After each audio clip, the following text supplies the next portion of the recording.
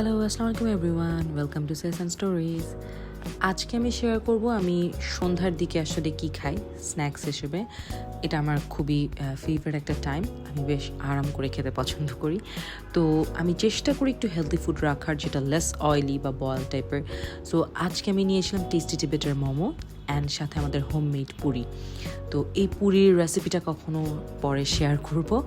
তো রান্না শুরু করার সময় কিচেনে গিয়ে দেখলাম আমাদের যে মাজেদা খালা আছেন বাবুর্চি, উনি রুটি বানাচ্ছেন সকালের জন্য।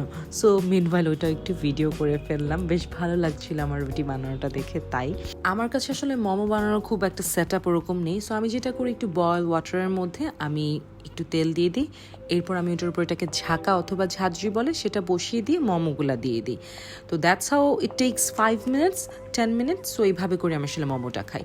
আর পুরি বা এগুলো অনেক অয়েলি ফুড, সো এগুলো আমি ভাজি আসলে একদম হালকা প্যানের মধ্যে একটু তেল দিয়ে। আপনারাও চাইলে এভাবে healthy with less oily food আপনাদের স্ন্যাক্সে রাখতে পারেন। So once you try, don't forget to share with me, and অবশ্যই do share and subscribe my page. Bye by.